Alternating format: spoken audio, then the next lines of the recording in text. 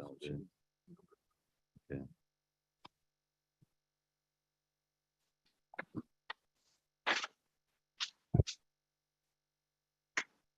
Okay, we'll go ahead and get the meeting started. This is the King County Transportation Meeting for Tuesday, September 20th, 2022. It's 9 a.m. My name's Drew Fries. I'm a board member and transportation chairman. Could we have a roll call, please? Berman, Herman's here. Iqbal, Iqbal present. Kenyon, Here. Caius, Vice President. Kopi, Kopi present. Woznicki, Present. Martin, Martin present. Shepro, Shabro present. Froz. Fries here. We have one. We have a quorum. Item 1 is to approve our minutes from August 16th, 2022. Could I have a motion and a second to approve? Caius move. Caius moves. Woznicki Second. seconds. So Caius and Woznicki, is there any corrections or changes or questions on the minutes? Seeing none, roll call, please. Berman, Herman, yes. Iqbal, Iqbal, yes. Kenyon, Yes. Caius, Caius, yes. Kopi, Kopi, yes. Woznicki, Yes. Froz. Raz, yes. Public comment, we have several speakers signed up to speak. Deanna Velasquez, what's the subject of your, that you wanted to speak on?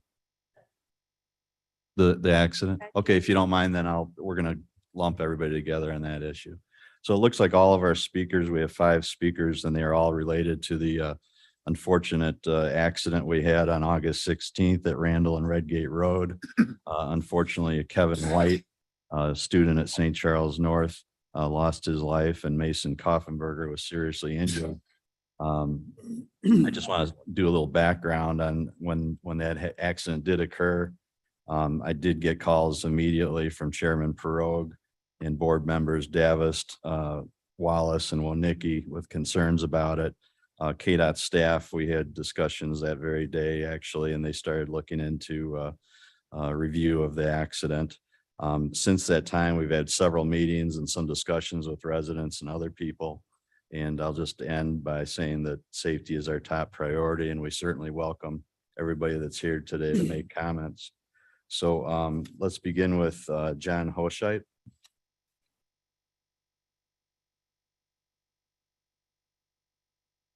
Good morning, everyone. For the record, my name is John Hoshite. I'm attorney in St. Charles, Illinois, and I'm here representing the family of Kevin White. I just want to introduce them today. Kevin's mother, Elena Miners, is here. Her stepfather, or his stepfather, Bud Miners, is here.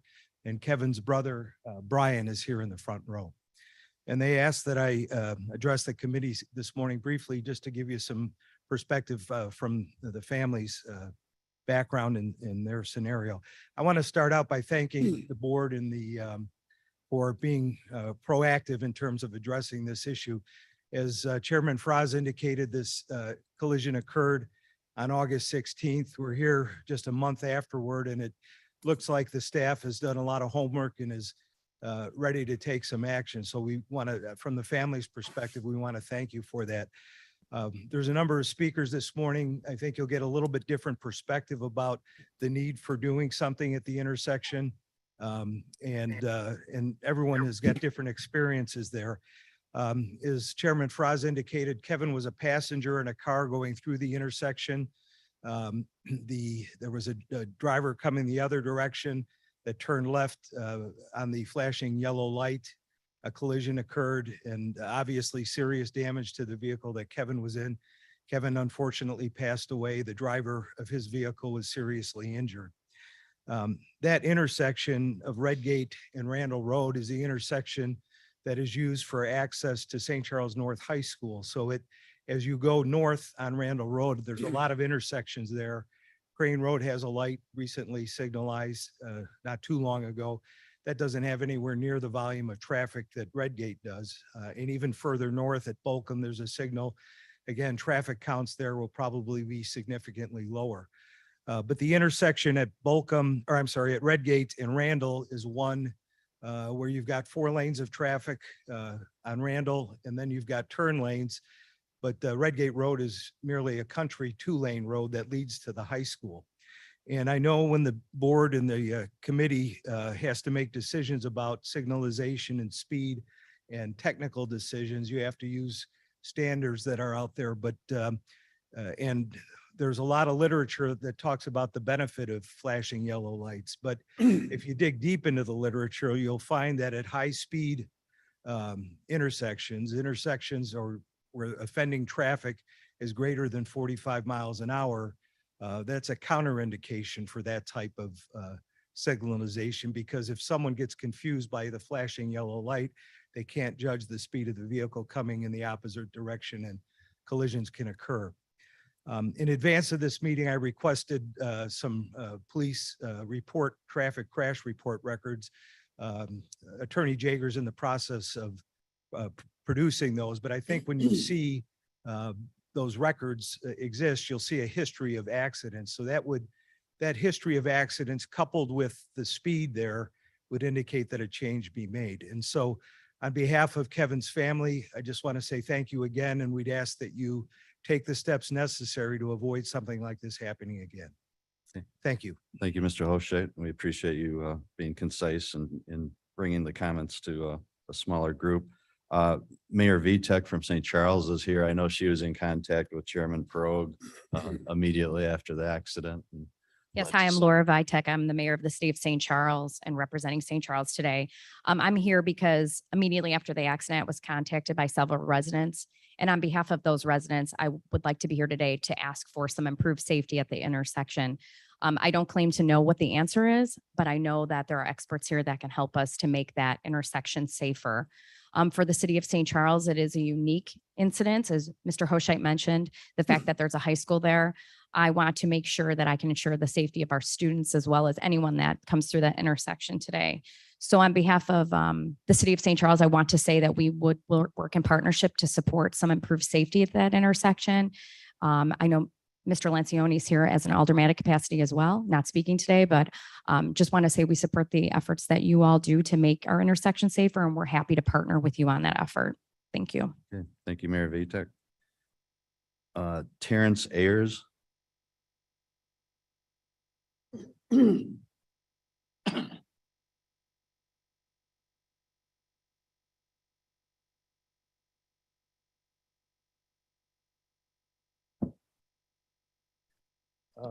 Terrence Ayers, I live in Elgin.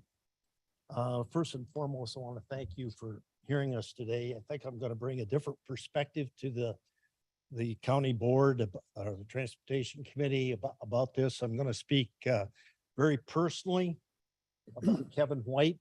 We're going to just adjust your mic there a little bit. Go ahead. Sorry.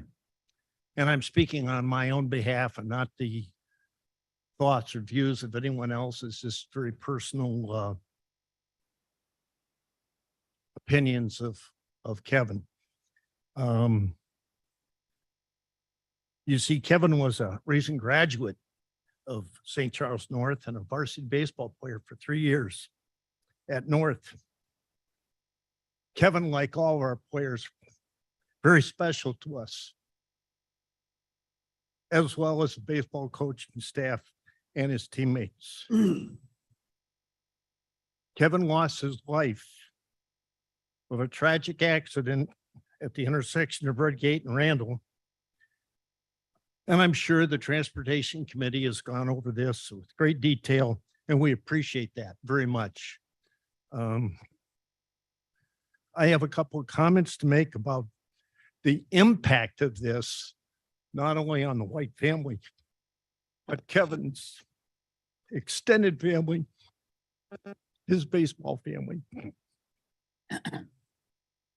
I often get asked, how do you guys do it year after year after year?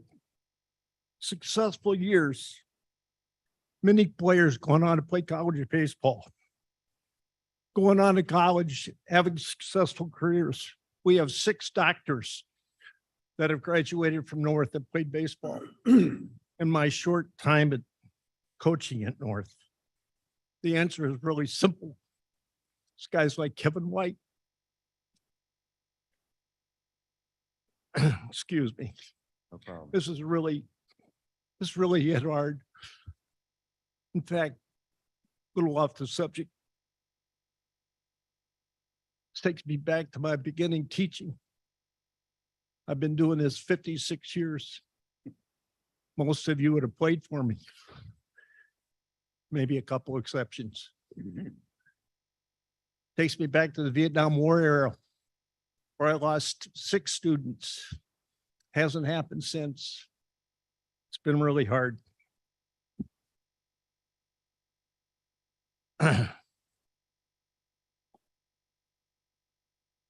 What's the real score?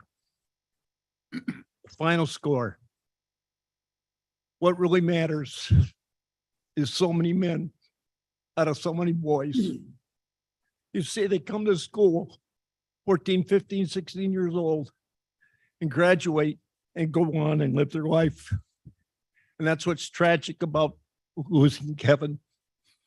He didn't get to take that next step.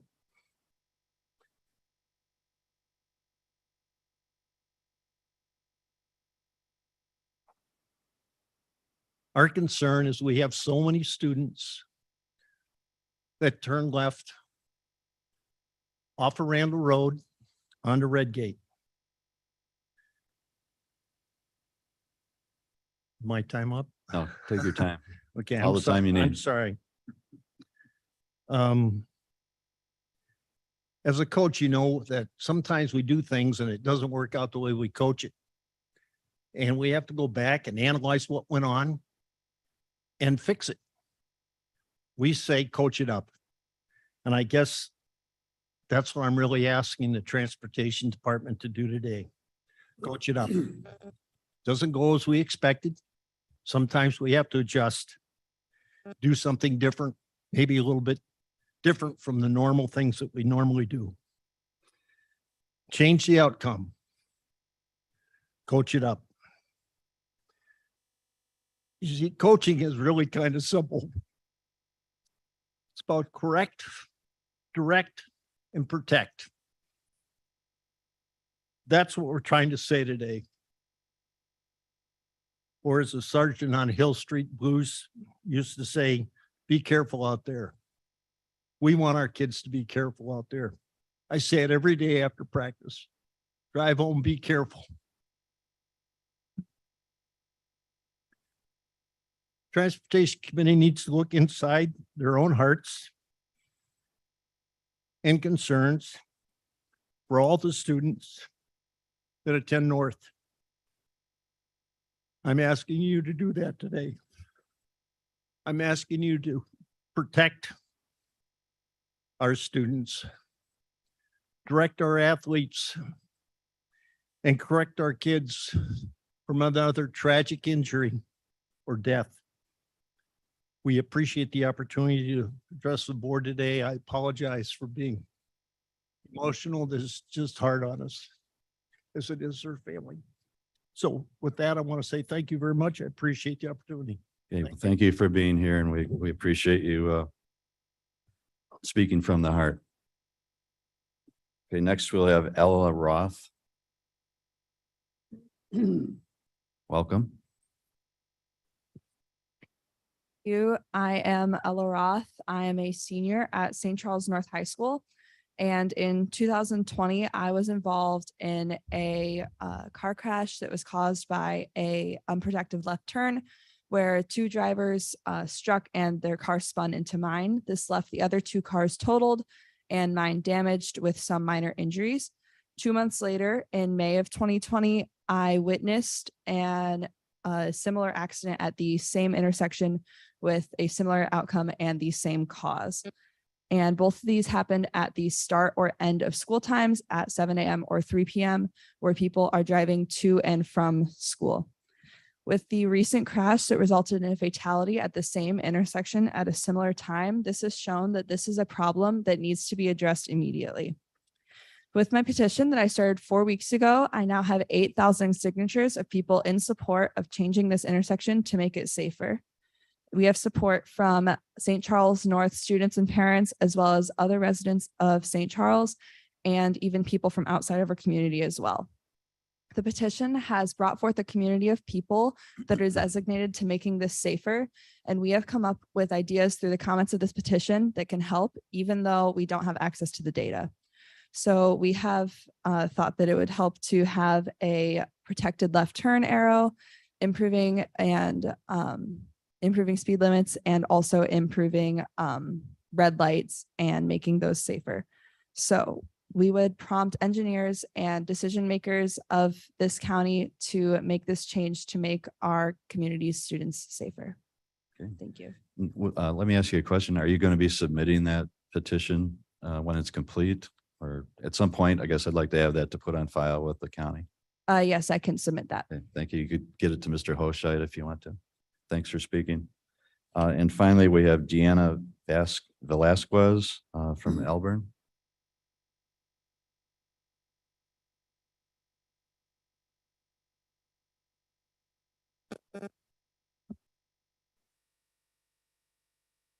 I want to thank the board for hearing all of us regarding the incident. I apologize for my emotions. My son is Mason Koffenberger. He was in the vehicle that day. We had talked, him and I, he wanted to come, but he just hasn't been able to get around it yet.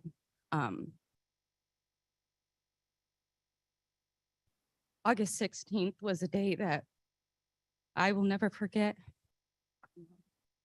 The minors will never forget that day either.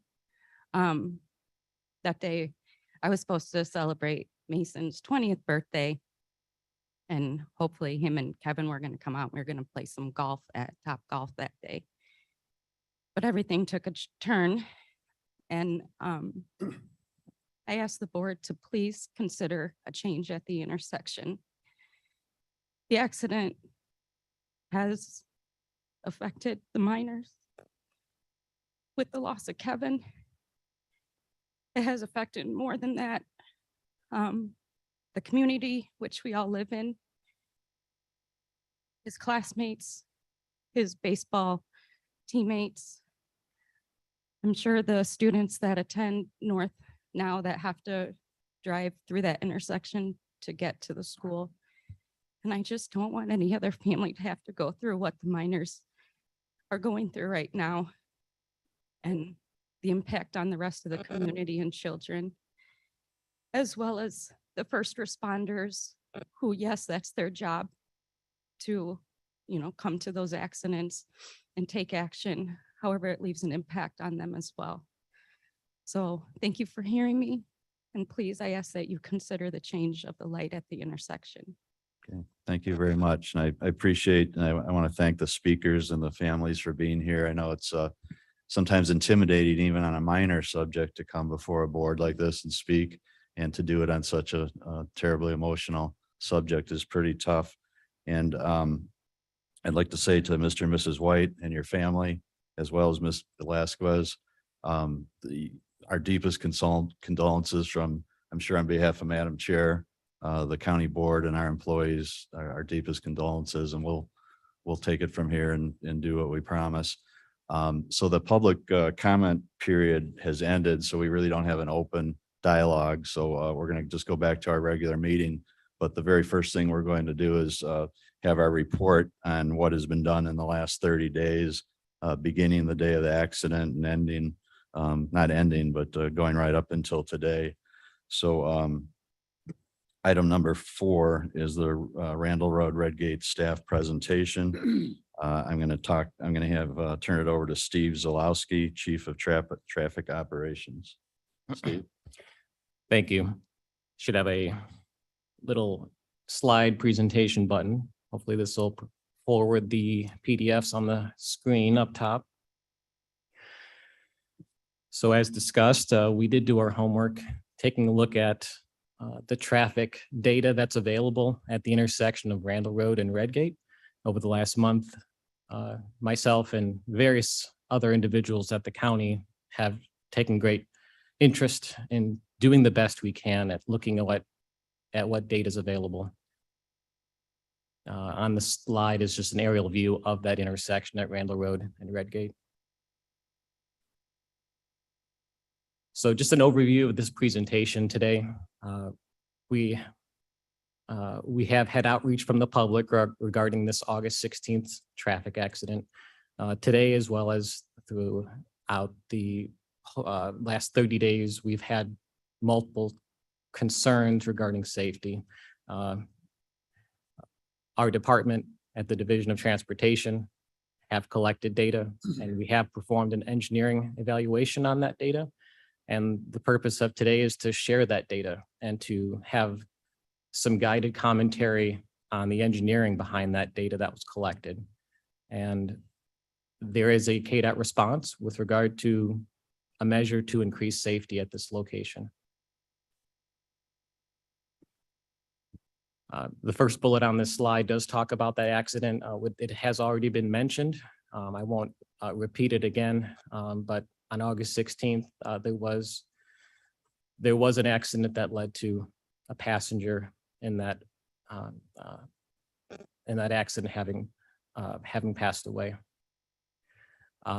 As far as the various forms of public outreach that the county has received, we have, of course, received commentary and requests to the county board members here in this room, as well as, of course, as mentioned in the public comments today, a large swell of petitions of over or approximately 8,000 individuals asking for a change and for additional safety measures to be added at this location, as well as, of course, support from the city of St. Charles and multiple individuals sending in emails and phone calls asking for information and more to be done at this location.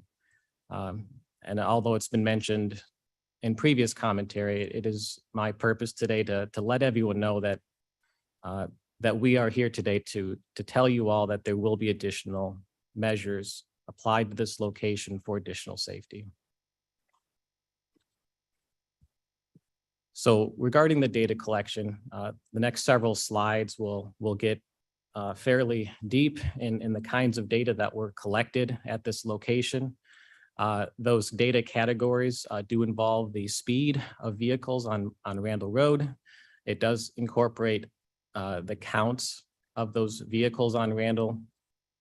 There was data collection regarding an intersection sight distance, which roughly correlates to how far drivers in that left turn lane can see those approaching vehicles in the opposing lanes, as well as a review of the geometrics of the location as to how the roads are constructed, the lanes, and those such factors were looked at, as well as the collision records for a 5-year period, 2016 to 2020. This is the data that is most available from IDOT, but we also had reviewed up to current data where we did reach out to the King County Sheriff's Office to get the very most recent accident history in the last 2 years.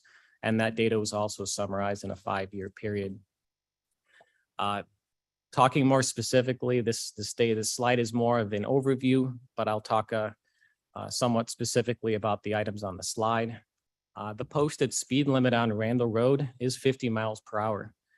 But the data collected for speeds near this intersection did show an 85th percentile speed of approximately 67 miles per hour. And 85th percentile is a kind of statistical term. What that represents is essentially that at that speed or faster, 15% of vehicles are exceeding or at that 67 mile per hour figure.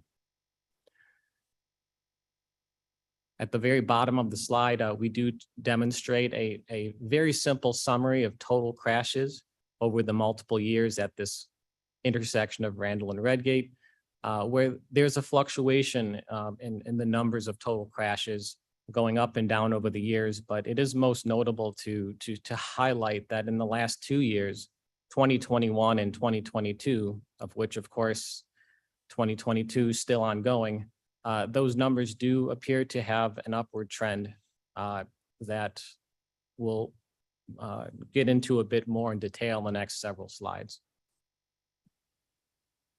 So talking about speed, the data presented on this slide is a series of bar charts. And this represents a kind of normal distribution of each time a vehicle travels over our data collection device, it's counted and its speed is recorded. And that profile of all the different vehicles that drive over that plate can produce a kind of distribution of that data. So we did talk about the 85th percentile speed, which on this chart, I'm showing as a kind of red vertical line. This demonstrates, of course, that 15% number where 15% of vehicles are going at that speed or faster. And that is represented in that kind of normal distribution where there are vehicles that are 70, 74, and 75 miles per hour. You can see that distribution above that line. But more specifically on other statistics on this data that was gathered, the average speed of vehicles is roughly 56 miles per hour, with the mode speed, and there's another statistical term of just representing the speed at which most vehicles were recorded at traveling at is roughly 5 miles per hour over the speed limit. So this is a general understanding that cars are going fast on Randall Road. It's a kind of intuitiveness that I think a lot of people would make the understanding that Randall Road is a fast road, and that there are discussions later in this presentation about a recognition that speeds are fast on all county roads, but specifically on this particular location, we'll talk about strategies we're looking at recognizing the data shown in this chart. Those same plates that gather speed do counts as well. This simply demonstrates the kind of change in volumes on Randall Road by time of day. The chart represents across the bottom the hours of the day in a kind of military time perspective. You can see a natural increase in the AM and PM rush at around 6 and 7 a.m. in the morning, as well as around 3 to 6 p.m. in the afternoon. So as you might intuitively expect volumes to be higher, this does show that what the data represents as to the kind of distribution in traffic on Randall Road. But not just for those vehicles traveling straight through on Randall Road, we also did a turning movement count at the location where we gathered peak hour turning movement counts to demonstrate just where is the demand of vehicles turning and moving straight and in all other directions at the location. What do those volumes look like? And the purpose of this type of information is it can help validate what we're seeing in the field, particularly when we're watching the operations of the traffic signal and its efficiency to move traffic. This information can be modeled, both to help us understand the existing, but also help us to understand if we were to make modifications to meet that demand. We can use these figures to understand if a change is to be made, how that demand can be managed under an alternative mode of operation.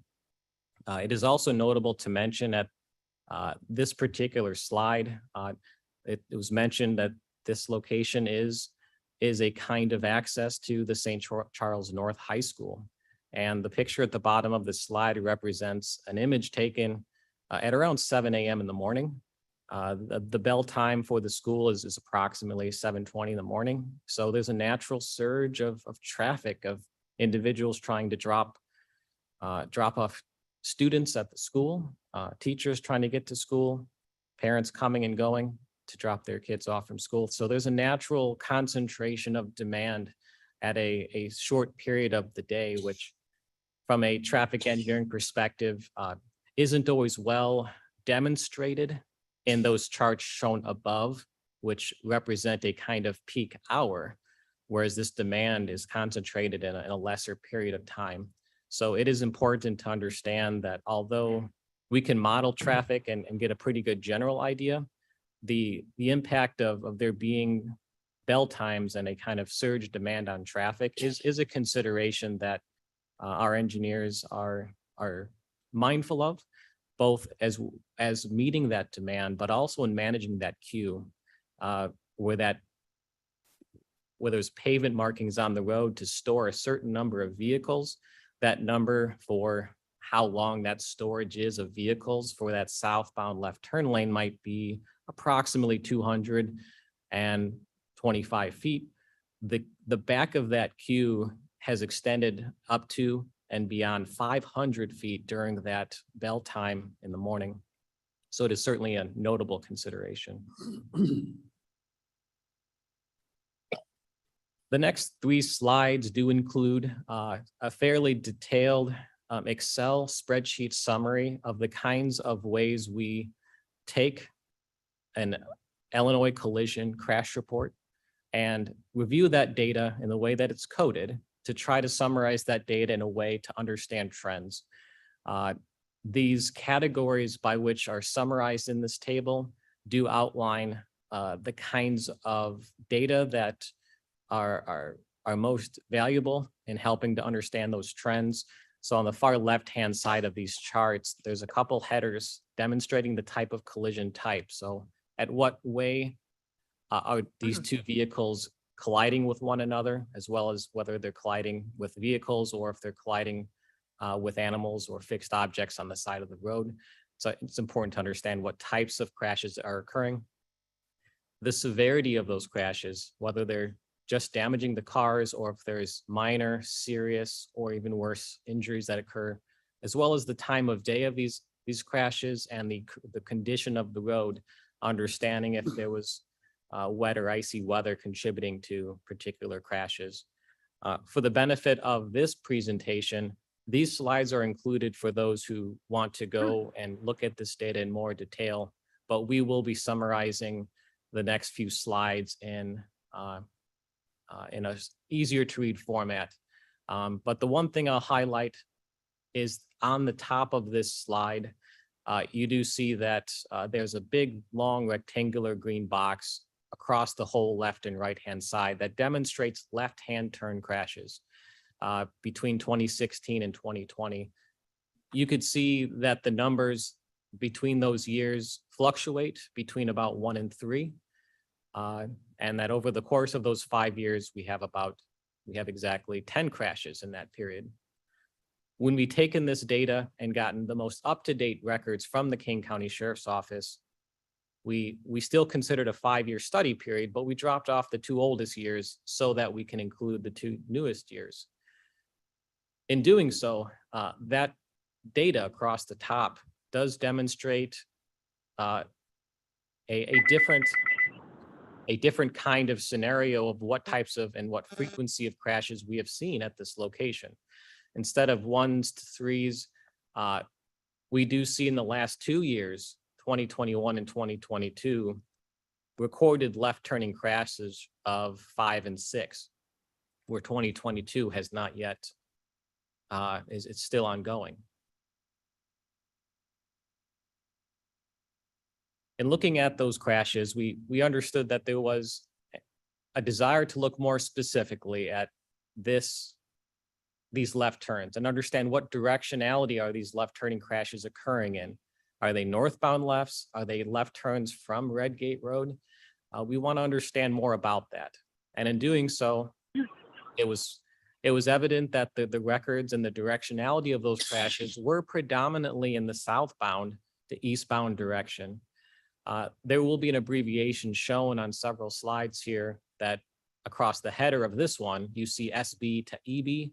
When those abbreviations are mentioned, we're talking about the designator of southbound being SB and eastbound being EB.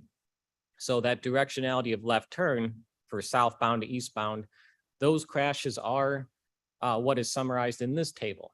And that does demonstrate still a number of crashes ranging between about 3s and 2s, but in the last 2 years, we're at a number of 5 left turning crashes per year. Putting that data more simply in the previous 3 slides, we come up with a chart like this, where we can summarize in over 7 years, the total number of crashes compared to the southbound to eastbound left turning crashes. And the crash pattern, you can look at this data in any number of different ways, but the general interpretation is that those numbers do appear to be higher than they were 7 years ago. Flashing yellow arrow, when it was first implemented at Randall and Redgate, did occur in 2016. So this data all represents a time representing what the intersection looked like as it does today. So there has been no significant major changes to this location in this period of time. And well, this is kind of more of letting the data stand for itself. And in those previous tables being summarized, it's also notable to mention that all these crashes that occurred for southbound to eastbound all occurred in the 6 a.m. to 9 p.m. period, or pretty much during the daylight hours of the day. And that's an important designator for the countermeasure that we're selecting, the kind of safety measure that we're looking at providing does reference that period of showing that the crashes that we've seen on record have all occurred in that period of 6 a.m. to 9 p.m. So talking now about those additional measures that we are looking at doing in the immediate future is looking at providing protected only left turns on Randall Road by time of day. Similarly, there's an understanding that speeds are higher than there are many individuals that are traveling above the posted speed limit, and that an enhanced speed limit enforcement strategy is being considered between our county sheriff's office or county sheriff and the county engineer. And that speed is an important subject matter that is a contributing factor both in the frequency and the severity of crashes that occur. And it remains an important strategy and goal of the department to continue talking about strategies to enhance that enforcement. And that is an ongoing discussion between the sheriff and the engineer. It was mentioned in some of the input that had been received by the department that there was a desire to lower the posted speed limit on Randall Road, and that it was understood that perhaps that might be one way to control these speeds. The data collected does indicate that because of the speed profiles and the data collected, the state and county criteria by which speed limits can be adjusted or altered makes it ineligible for reductions lower than the existing 50-mile-per-hour limit. Other alternatives that were reviewed in considering additional measures did include advanced warning flashers. This is a kind of feature that is evident at intersections such as Fabian at Illinois Route 31, as well as Randall at Hops and Randall approaching US 20, where a flashing beacon can begin to activate in advance of an impending change of the yellow interval, as well as a kind of roadway reconfiguration with pavement markings to provide a positive offset left turn lane as to increase that intersection sight distance. So those vehicles performing a left-hand turn on a flashing yellow could do so with less obstruction and increased intersection sight distance. But as found, we actually have quite favorable sight distance at this location. Talking a bit more in detail about what we mean by protected only left turning, there's a couple of graphics shown on this slide to demonstrate some of the engineering terminology of what is meant by protected and what is also meant by the term permissive, which is typically represented by a flashing yellow arrow or an ability to turn left on the circular green. So in walking through what drivers might expect to see at most any flashing yellow location, as soon as the light goes to red on the side street and you're sitting in that left turn lane, the first thing drivers expect to see is a green arrow. And that's followed by a sequence of a solid yellow arrow and a solid red arrow. And that represents a period of time known as a protected left turn phase, where there's no other movements at that traffic signal which are in conflict at the time those arrows are being shown. Immediately following that interval, an opportunity is then provided to that traffic that's known as a permissive turning opportunity, whether it's a flashing yellow arrow signal or a location where you are simply afforded and allowed the ability to turn left on a circular green. That's known as a permissive turning opportunity, where those motorists have to first yield to traffic and oncoming, or yield to oncoming traffic as well as pedestrians before completing their maneuver. So what this countermeasure, this additional measure that we're looking at entails is essentially removing that permissive turning opportunity by time of day. So between approximately the hours of 6 a.m. to 10 p.m., the periods of time when where crashes has occurred on record, the flashing yellow arrow permissive left turning opportunity will be disabled during normal operations. But it is also understood that in the off-peak periods, the overnight hours, when there has been no demonstrated safety issue, and that the amounts of conflicting traffic and the availability of gaps so that motorists can complete their turn, that flashing yellow arrow period will still be allowed, and it'll be provided to motorists to not unnecessarily delay them when conditions are much more favorable and has been demonstrated to be safe during those periods in the overnight hours. So just some notes that, as mentioned in the modeling, we have seen a lot of queuing during periods of the day with this permissive turning opportunity being provided. So taking away that permissive opportunity does correlate to an understanding that there will be traffic demand that has to be managed all during the protected turning interval. So traffic timing will be investigated, as well as an understanding that a restripe of pavement markings to more adequately contain the increased queues is something that our department will continue to evaluate as we deploy those changes.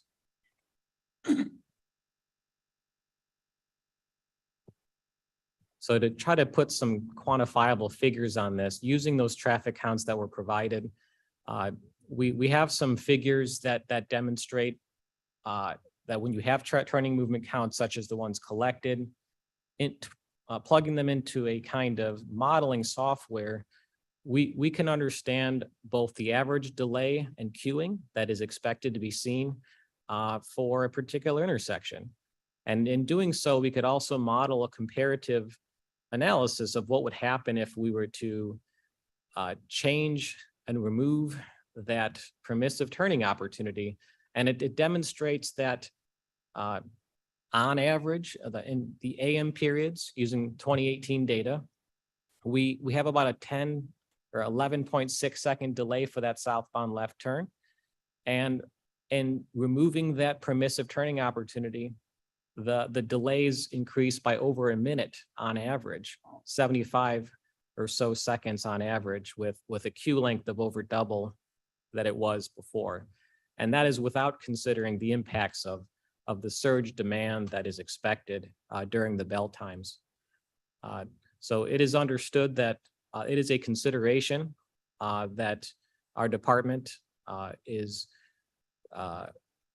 gone through consulting evaluations as to the ability to manage these considerations, and that there's actually several techniques that we are prepared to deploy to manage those queues. And besides delay, one of those considerations of having long queues is that there's safety considerations that are mindful, that make it part of the evaluation in considering the removal of permissive turning opportunity is what happens with that increased queue length. And that we want to avoid situations where we have a left turn overflow or where that queue spills over into the through lane. And the kind of geometry, the kind of imagery I have up on the screen represents a kind of scenario where approaching traffic might look ahead a lot around the horizon and on the traffic signal and see circular green and not be prepared or expecting to see a bumper projecting into the through lane. And it's certainly a consideration that we want to avoid wherever possible. And it is simply something that we're mindful of as we continue to do our work.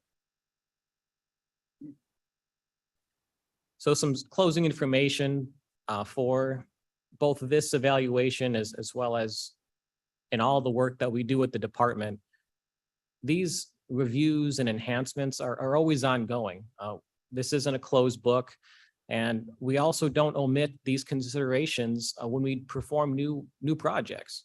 And all the work you see around Kane County's transportation, safety is a consideration in all that we do.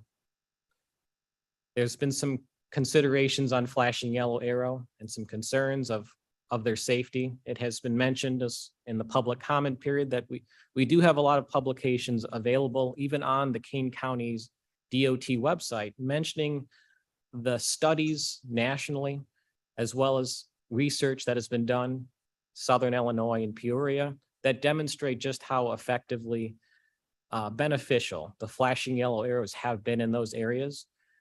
And we would encourage those interested in the topic to look on our website to learning more about what research is available on the safety benefits of those improvements. But also is the understanding that in this presentation, we have seen that crashes have gone up in the last couple of years, and there's not any clear, evident reason as to why that is. And it's also not specific at just Randall and Redgate. In our partnership with counties and our Metropolitan Planning Agency for the region, it's an agency known as CMAP, they're partnered with us and in the aims of pursuing a regional study to better understand this trend of what is it that's causing and contributing to an increase in crashes and in fatalities. And it is mentioned on this slide that in the 2021 data shows that fatalities have increased over 2018 and 2019 by around 30% in Kane County and statewide. While we don't have the answers for you today, I would express humbly to those listening that this is not something that falls on deaf ears in the department. And we are committed to better understanding this trend and in working towards ways to counteract that over the years. Thank you, Steve. I'll make a couple of comments, and then we'll open up to questions from the committee. Obviously, when you look at an intersection or this particular intersection, the obvious outlier is that we have a big high school at the end of the road, a 2-lane country road practically. And we have this surge problem in the mornings and afternoons or during big events at the school where you have a lot of adults, but a lot of young drivers also in a hurry to get there. So as you can see, it's not as easy as it looks. But in this case, there is some, we have to look at our engineering standards, as Mr. Hoscheit mentioned, and sometimes things take quite a while to let contracts and have engineering done. In this particular case, we're fortunate that the two recommendations, now as Steve said, this is our 30-day review. So this is just what's been done in the 30 days. It will continue to go on, be ongoing in a fluid situation. However, the recommendations involve striping of the lanes and changing of the timing on the light. That requires no board action. That can be done from the light change can be done from our arterial operations center as soon as they're ready to go with that. And the striping, we have a contractor on call. So they're going to be very quick to respond. And our county engineer, Mr. Scheidel, can essentially just order this be done again without board action or resolutions or anything like that. So that's the intent, to move forward with those recommendations as fast as possible. As far as longer term things, Board Member Wallace has agreed to kind of take up the task of talking to the school about anything we could do with the school. For example, maybe staggering some starting times to reduce the surge a little bit. We don't know if that's practical, but he's going to look into that. And as Steve alluded to, Sheriff Payne and Director of KDOT, Mr. Scheidel, have talked about a possible new program that would get some funds at hand, that we could have extra police present at certain intersections during certain times or during a big event at the school. With those comments, I would like to open up to the board for questions or comments. Mr. Martin. I have a question. I guess my request is for data. If it would, again, with no supporting credentials, it just seems to me that if we have different rules for different times of the day at the intersection, we create some risk of confusion as people come up to the intersection relative to the lighting and what they do. Is there enough benefit served by the permissive turning during the off hours to say that we shouldn't just restrict left turns to a green arrow only and not allow, because it looks, when you look at the data, it looks like everything, the volumes are there, for the school day, for that particular time of the day. The rest of is there enough traffic the rest of the time that we should have varying standards of lighting during the day? Steve? Yeah, I can respond to that. The understanding of a kind of goal of the department and for any traffic signals to have a well understood, clear message as to the right of way assignments of the traffic signal. One of the benefits of the flashing yellow arrow signal is that it's a dedicated signal for just your turn lane. And the national studies that have been done on flashing yellow arrow do demonstrate that a sign's not even required to demonstrate the intuitive understanding of what a green arrow means, a solid yellow, a red arrow, or a flashing yellow, and that I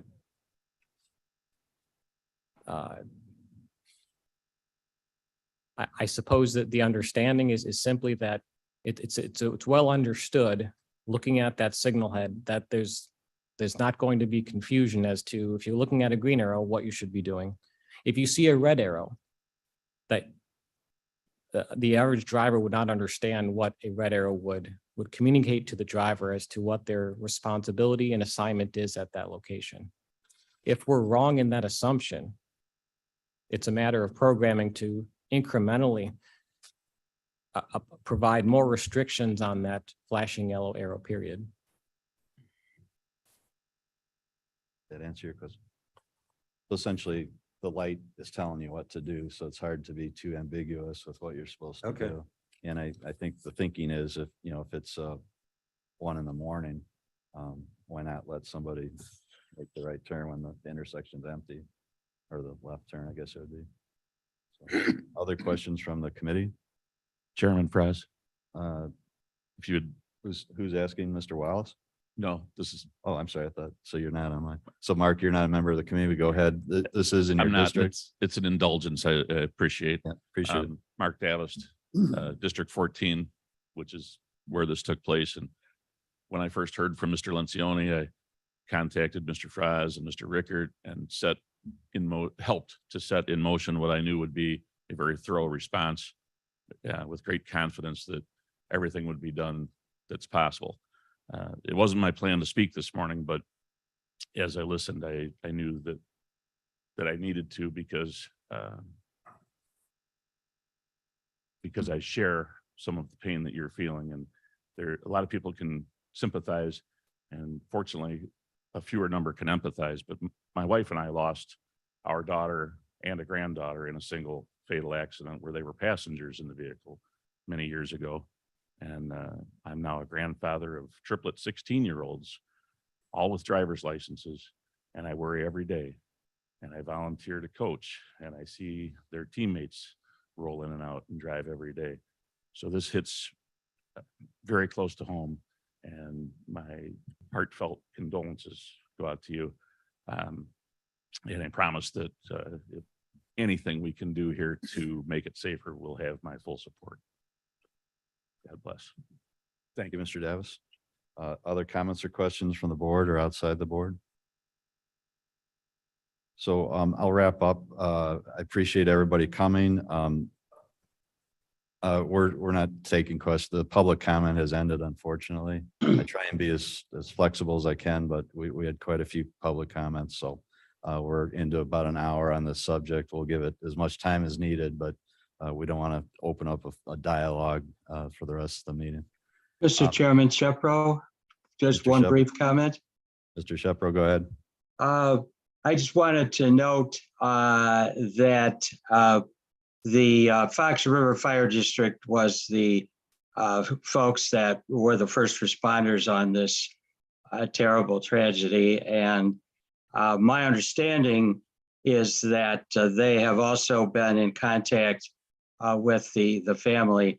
But I wanted to make sure that if there's anything else that is needed from that agency, that they would welcome any further inquiries or any assistance that they could provide. And just one comment, I drive that intersection a great deal, almost never during the peak hours that were described. And I can appreciate the research and the effort that you have overseen, Mr. Chairman, just in the past 30 days, and the effort from KDOT. And I feel that everybody should feel confident that this is being addressed. I think there's always frustration on the part of the public when you start talking about the traffic warrants and standards, and people wonder why you need a tragedy to adjust speed limits. I think that was well explained today. But my question, and I don't expect an answer today, is, as I think, Mr. Chairman, you pointed out, this is an unusual intersection because it is really a 2-lane rural road that is converted during school hours into a major arterial. And I don't know that that kind of configuration is contemplated by a lot of the standards and warrants. And I wondered if there is anything that can be done, because it is so heavily utilized for student access, that could extend the school zone or something that would permit something more to be done in terms of speed or intersection control. And I thank you again for allowing and overseeing a sensitive and timely response to what has happened. Okay, thank you, Mr. Shepro. And for those attending, Mr. Shepro is a board member, but he's also legal counsel for the fire district that responded. So in conclusion, if there's no other comments from the committee, in conclusion, what we'll do is immediately work on the adjustments that were recommended by our engineers on the timing of the light and the yellow arrow. We'll look at beginning the striping to increase the lane to allow for a bigger stacking of cars there. And we'll look at increased speed enforcement. And then longer term, Mr. Wallace from our board is going to work with the school district and see if there's anything we can do to at the school end to reduce that surge or spread it out a little bit more. And KDOT's director, Carl Scheidel, and Sheriff Hain are going to work on this new program to have a funding source, not just for this intersection, but a funding source so that we can put additional officers out there and pay them.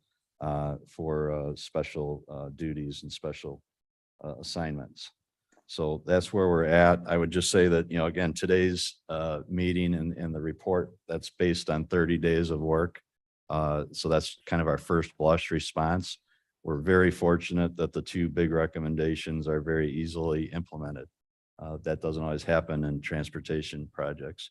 So I promise everybody here that we'll implement them and get going on this, but do not think that this is over, and do not hesitate to contact myself or anybody on the board if you have further comments. And as was mentioned, all that data from Steve's report is on our website. So it's a lot to digest, but you can look at that yourselves and again, get back to us if you have additional comments.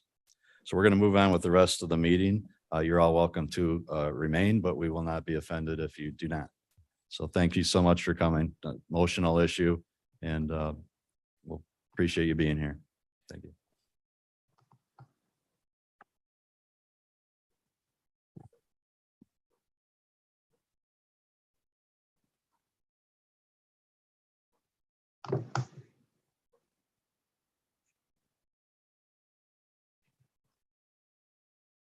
Hey, Mr. Hoshay, could you shut the door when the group leaves?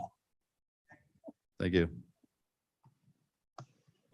Okay, we're going to move on to item 5, our finance report. Tom Rickert's going to handle that. Quotation. You have a number of items within the finance information. I'm just clicking through the slides. If you do have any questions or comments, feel free to ask. Ms. Hopkinson is not available today, but if it's something I can't answer, I'll make sure that I get the question to her. Okay, is there any questions for Tom? If not, we'll move on to item B and C we can take together. These are authorizing budget adjustments. So Tom, you could take that. Yeah, these two resolutions essentially makes budget adjustments. We currently have some funds that are within 2 debt service funds, and this transfers the funds out since those debt services have been paid. Staff is recommending approval of both resolutions. So I need a motion and a second. Moved by Kaya, second by Wonecki. Comments or questions? Seeing none, roll call, please. This is on B and C. Berman, Berman, yes. Iqbal, Iqbal, yes. Kenyon, Yes. Caius, Dice, yes. Hopi, Yes. Woznicki, Yes. Fraz. Fraz, yes. 2 resolutions are approved. We'll move on to item D, a resolution approving an appropriation for the city of Elgin's Randall Road at Elft Lane intersection improvements. Need a motion and a second. I would move that, Kenyon. Mr. Kenyon moves. Berman, second. Berman seconds. Tom? Yes, this project has been let. I can't give you a definitive timeline for the construction, but it will proceed forward. It may have to move into next year, but we did an intergovernmental agreement with the city of Elgin. That intergovernmental agreement has been or is being implemented, but this appropriates the funds for the construction, which adds an additional through lane northbound on Randall Road between Alft and I-90. Staff is recommending approval. Questions or comments? Mr. Caius? All of those of us who use that road going north appreciate the speed this is being accomplished at. Thank you. Problem. Roll call, please. Berman, Berman, yes. Iqbal, Iqbal, yes. Kenyon, Yes. Caius, Dice, yes. Hopi, Yes. Woznicki, Yes. Fraz. Fraz, yes. Martin. Martin, yes. Yes, too. Items, And the last time. item 6, 6A, maintenance report. Tom? The report's in front of you. I don't have anything to highlight. If you have any questions, Mr. Edwards is here to answer them. Okay. You have any questions? You could, talk to Tom or item 6B, a resolution approving the Adopt a Highway Program applicants. We have 3 new applicants. Tom, if you want to run through that. Yes, we have the Stoll family on Big Timber from 72 to Powers. We have the Hampshire Rutland Democrats on Allen Road, and we have the Lucky Maples 4-H Clover Buds on McGuff Road, and staff is recommending approval. Any questions or comments, Ms. Paul? Moved by Kaya, second by Wannicki. Questions or comments? Roll call, please. Berman, Berman, yes. Iqbal, Iqbal, yes. Kenyon, Yes. Caius, Caius, yes. Hopi, Hopi, yes. Woznicki, Yes. Martin, Martin, yes. Fraz. Fraz, yes. Item 7, we'll move over to Jackie Forbes for our planning and programming report. All right, good morning, everyone. I have a longer report for you, but I won't go over every detail in it. Starting with our Kane Kendall Council of Mayors newsletter. We did include that in your packet. Wanted to announce that we do have a survey open right now for a bicycle and pedestrian plan update. We're looking for input from everyone in the county, anyone who bikes, walks, jogs, rolls on our trails. We're getting out some signs. We're going to be doing a media blitz here that it is open. So if you're interested, there's a link for you. I also have highlighted some of our federal and state funding for various projects. Some of it we've applied for, some of it we have received, including we recently found out about 2 highway safety improvement program projects that were selected for federal funding. This is funded at 90-10 split. So it's excellent. I wanted to highlight that one of them was along Plank Road. This is the 3rd project that has been selected for funding, HSIP funding in particular, along a stretch of Plank Road. So we're identifying issues there and making improvements segments at a time, because that is the best way for us to address these. We are also continuing to pursue funding for our Randall at Hops grade separation projects. We've already submitted for 2 federal grants and have another in progress. And we also have other projects that we are looking at federal funding and that already have funding. So those are highlighted in your report. Also wanted to go over Ride and Cane update. We do have 14 people registered now under Kane County as a sponsor. And I wanted to highlight that I did mention the Ride and Cane program at the Kane County Workforce Housing Summit. And I had a couple of people approach me after my presentation to discuss Ride and Cane and generated some interest and at least 1 registration so far. So continuing to promote the program, we did have another media blitz on that has gone out and continue to get the word out about our program. Finally, the impact fee program in your packet was our usual monthly report, but we also have for you a annual report from, sorry, I went too far, fiscal year 2021. So if you wanted to take a look at that, that is in your packet. And that concludes my report. Any questions for Jackie on planning and programming? Seeing none. Item B, back to Jackie, impact fee accounting report for 2021. Yep, that is here in your packet for you for your review. So if you're interested, it does break down how the funding was distributed from last year. Okay. Thank you. Item 8, back to Tom for our permitting report. Your report is in your packet, and if you have any questions, it details the different activities permitting wise that the section is moving forward with. That's all I have. Thank you, Tom. Any questions? If not, we'll go over to Steve Zolkowski for traffic operations report.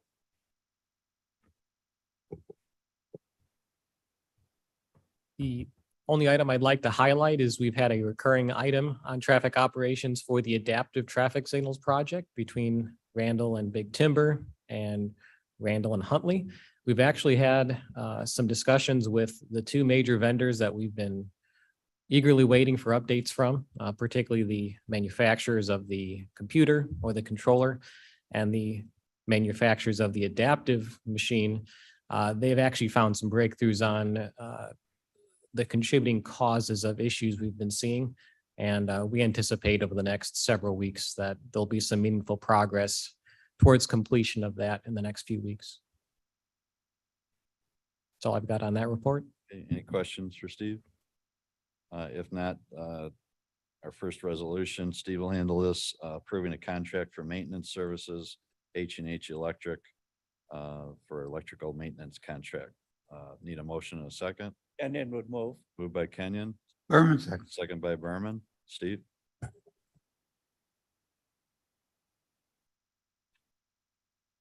don't think he heard you.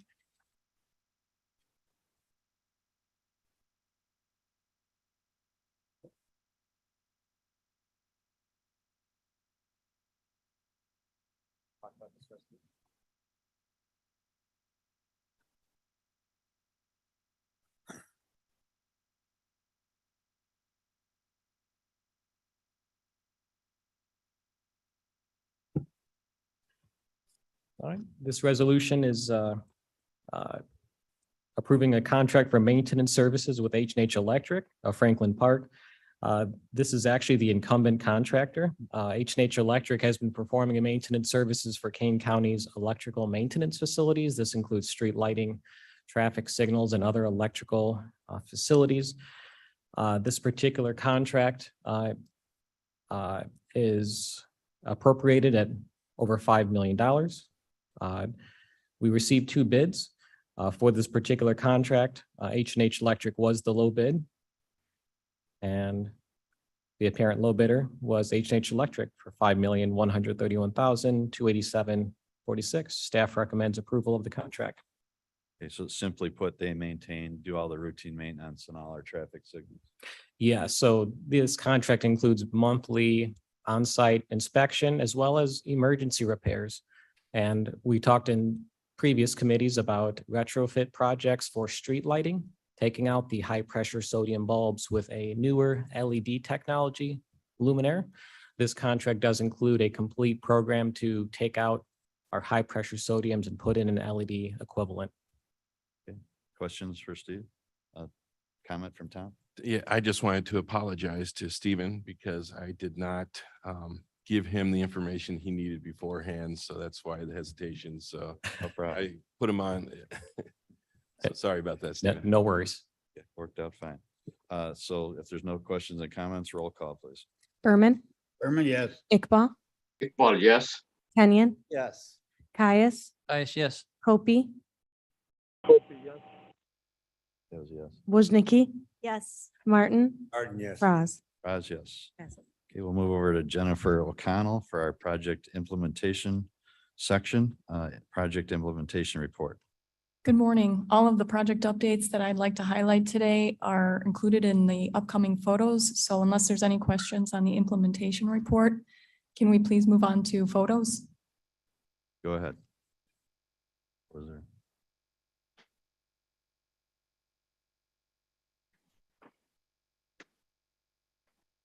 This first photo slide shows ComEd relocation and tree clearing at the Bliss Main Fabian intersection improvement project. Work continues at the Orchard at US 30 project, and these photos show the storm sewer installation going on there. This photo shows the efforts that the construction crews are making to preserve natural growth at the Stearns Road AMP site. They're using reinforcement mats to protect the plants there at the mitigation pond embankment restoration project. This is Kesslinger multi-use path project. There's pre-construction activities beginning to restore this path, including some crack filling. This slide shows photos from the Swan Road Bridge Replacement Project in Sugar Grove Township. There's some local cows circled in the top left photograph, very curious of the construction activity. And the bottom right photo shows crew breaking bedrock for the new structure. And this final photo slide shows a fresh surface of HMA on Swan Road, which is part of our yearly resurfacing contract. That's it for the photos and the imp report. Does anyone have any questions? Any questions? Okay, if not, we'll move on. Oh, Mr. Kais? Quick, Long Meadow Parkway, Oh, yeah. question, Update? Question or update? update. As we mentioned last month, we got the favorable response for the resource agency, which is allowing us to then design a new contract. We also took a supplement through this committee and the county board for consideration to prepare a new set of contract plans for a local letting for lead waste removal. We plan to target that letting over the winter. That date hasn't been set yet. But shortly, over the next several months, maybe 2 or 3, we'll be opening bids. If we receive favorable bids and make a recommendation for approval of that contract, we'll bring it to this committee. We're still determining the amount of time it'll take to do the on-site treatment. It is a longer process than what we had originally planned to just haul it out and send it directly to the landfill. But we hope that this longer process will now result in a lower bids from the contractor than what we received on the previous contract. So it's a longer time frame, lower cost. We don't control the bids, but we're hoping it results in a lower bid. So after that, we'll also have to let the paving of that last piece of Long Meadow Parkway. So we're still determining how long is it going to take to treat the lead waste pile in lifts. And we treat it, sample it, get the results, make sure it's been treated, the lead levels have been lowered, haul it off to the landfill, and rinse and repeat over and over and over again till we remove all of the waste. So that's the plan of attack. The timeframes of how long that's going to take is still under consideration by our consultant environmental teams, and that'll be included in the contract plan. So we're still in that design process. So the contracts are still unsigned, but on the way, or? We're designing the contract and specs right now. And over the winter, we'll put those plans out to bid, which is called the letting, and see how the bids come in. So in a perfect world, spring commencement of work. That's the plan, right?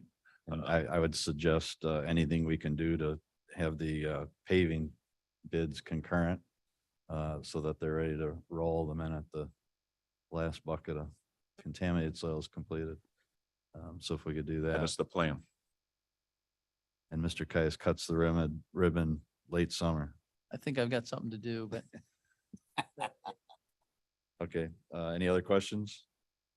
Okay, if not, Jennifer, we have item B, the resolution of contract for construction for the Montgomery Road Trail Crossing.